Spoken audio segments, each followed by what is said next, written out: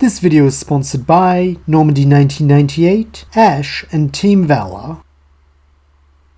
Our story resumes with May and Ash after having earned their 5th badges and setting out from Four Tree City to the port of Lilycove City, along with Max and Brock. Their current goal being to board a ferry bound for Mossdeep City, as their dreams of entering the Hoenn League are now closer than ever. This fact is not just because of their progress in training so far, but also the extremely efficient time they've been making. As where the events of the episode Lights, Camera Up to Action would usually take place, the party is so early that they do not encounter the filmmaker Elijah, and without spending time helping him make an entire movie, and thwarting Team Rocket's plans to give the boss a stolen home movie system he could have easily bought for himself, they're instead able to focus on further battle practice, while still pushing ahead. Additionally, they don't need to stay in the town for the events of Crazy as a Lunatone, which may be for the best, since in the grand scheme of things, Team Rocket caused more trouble than the Pokemon Mystery Club. One event that simply cannot be passed up, however, are those of the Garden of Eden, as the group are fairly unanimous in wanting to visit the Banana Slackoth Garden, both to enjoy the beautiful nature preserve and enjoy some of their famous ice cream sundaes. However, the Snorlax which has taken up residence there and terrorized the director of the preserve, Marcel, had likely been around for a while, so they are still able to help with this. Though here Ash and Brock would have the idea to seek advice from Professor Oak much sooner,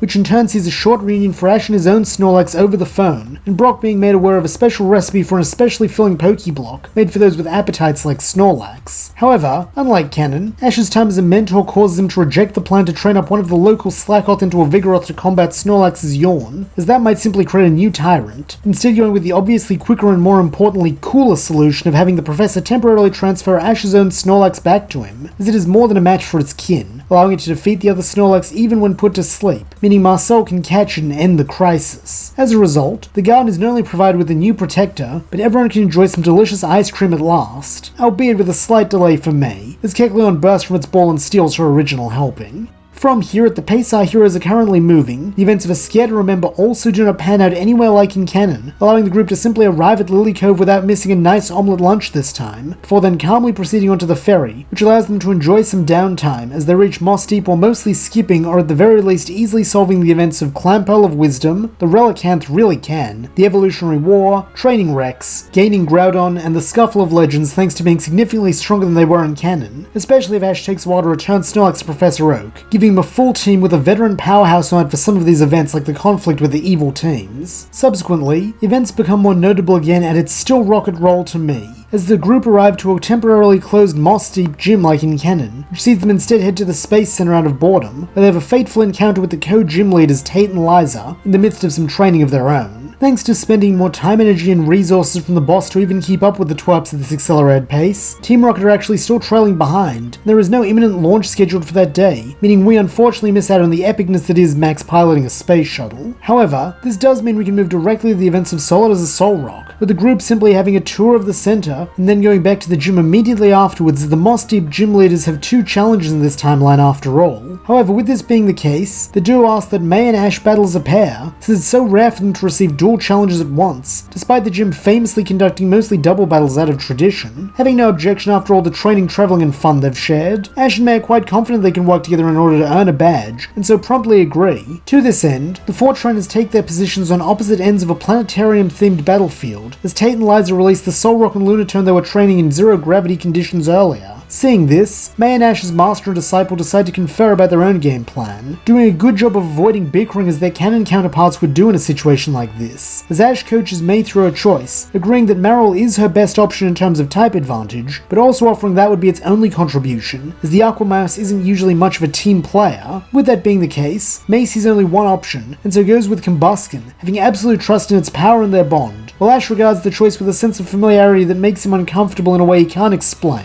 before he chooses Grovyle, in an attempt to shore up May's weakness against both their opponents' Pokemon. Showing their perfect synchronicity, Liza, as the technically elder twin and mentor in her own right to Tate, takes an immediate support role, as Lunatone casts a light screen in front of the two, just as Solrock uses a flamethrower. However, matching them beat for beat, Ash asks May to handle holding off Solrock, while Grovyle takes on Lunatone, his advanced battle instincts telling him not to allow Liza to get on a roll while Tate's serving as a distraction. Sharing this sentiment, Grovyle sets to pressuring and breaking through Lunatone's guard with an assault of Leaf Blades, which cause both separated space Pokemon to use Calm Mind to increase their attacking and defensive abilities, as this is shaping up to be a tougher battle than initially anticipated. Meanwhile, eager to show that she can stand shoulder to shoulder with her mentor, Maya's Combusken easily handles Solrock's flames before closing in for a double kick, though due to Solrock's psychic typing, this is not super effective, and what's worse, leaves the Firefell vulnerable to a retaliatory psychic, which sends it flying back across the battlefield, while taking super effective damage itself. Seeing this, Ash instantly comes in with the assist, as the slyly shot Bullet Seed is able to distract Solrock long enough for Combusken to get back on its feet, though due to the damage it has already taken, this causes its Blaze ability to activate in response to the pinch they're in. As it is clear that Grovyle is the real danger here, Tate and Liza wisely decide to focus on defeating it first, swapping roles temporarily, as Lunatone becomes the attacker in order to hold Grovyle down, while Solrock uses Sunny Day to boost the power of its flamethrower as a finishing move. Unfortunately, while this strategy is admirable, Ash had already considered it, hence his wanting to do the same as the twins and swap roles of distraction and attacker, as before Solrock can release its empowered flamethrower, May roars for Combusken to give everything it has for one last shot while the opponents are grouped up. Letting out a proud core, Combusken does just that as its fiery aura glows white hot, and the Ember attack it had been about to launch transcends into an overheat, no doubt picked up from the encounter with Flannery's Pokemon. Such intense flames are more than capable of doing immense damage to Solrock and Lunatone, even with their natural resistances and defenses on top of the light screen still in play.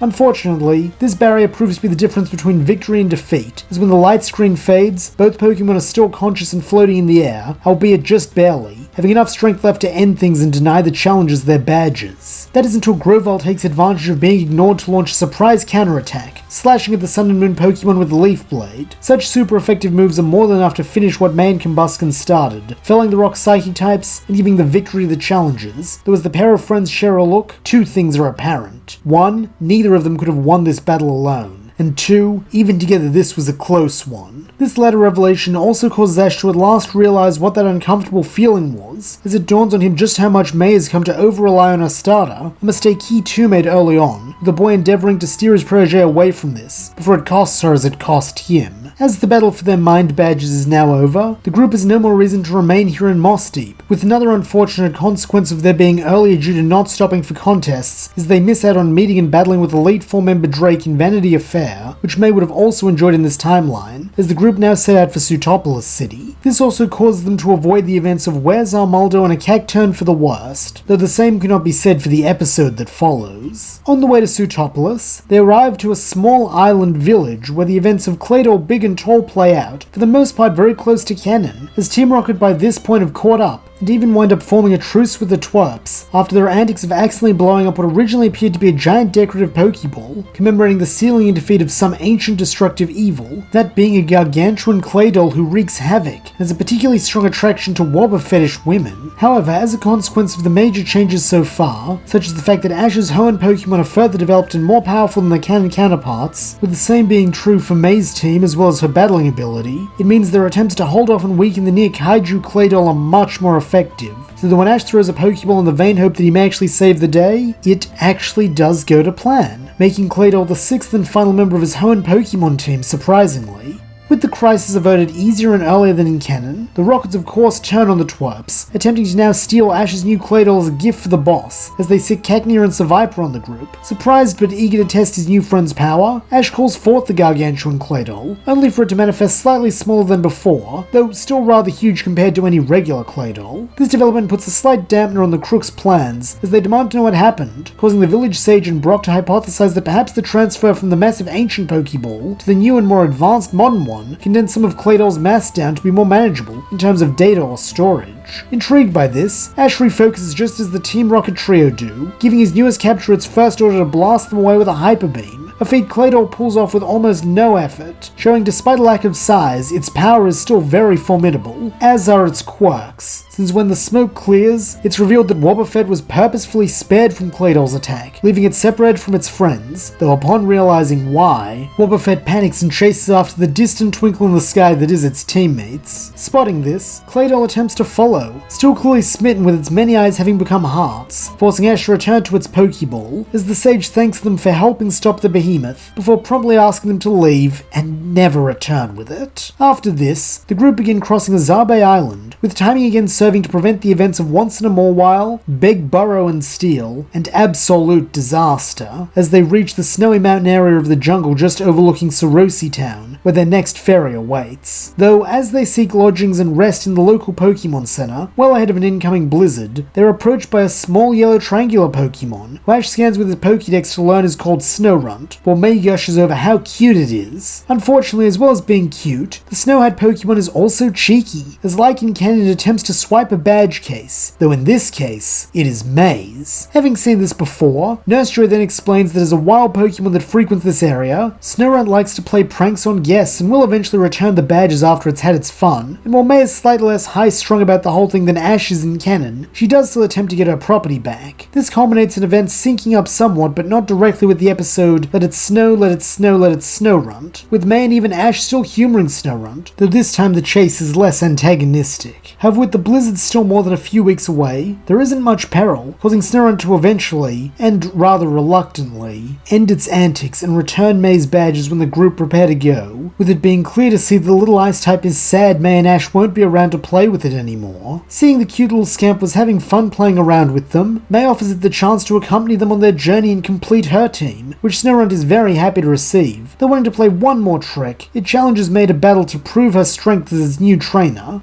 Accepting the challenge, May calls on Kecleon as her former newest capture to help with this task, hoping its color change ability will help deal with Snorunt's tricky nature, as the ice type instantly employs a strategy of using double teams in the snowy terrain to evade attacks, before striking back with headbutt whenever the opportunity presents itself. Not only that, but whenever Kecleon closes in, Snorunt unleashes an icy wind to try and freeze it in place, slowing it down and forcing May to think on her feet as she looks for any weakness Snorunt might have that she can use to turn this battle around. At first, none appear, but then she realizes how tightly the ice type is clinging to its yellow and orange cloak, and so orders Kecleon to attack from afar with a thief, making the ice type's prized possession their target. Once the color swap Pokemon's tongue latches onto and steals away Snorunt's cloak, it becomes much easier to find it amongst its copies, as it scrambles to reclaim its eponymous snow hat and maintain its modesty at the same time. Fortunately, May is happy to reunite Snorunt with the item, albeit by wrapping it just as tightly in Kecleon's tongue. Then, when the normal type is sure its prey is secure, it raises Snorunt into the air to give May a clean throw with her Pokeball. In such a position it is impossible to miss, and as the now filled capture device falls to the snow, it shakes twice, before a bundle of digital stars appear to congratulate May on her 6th capture.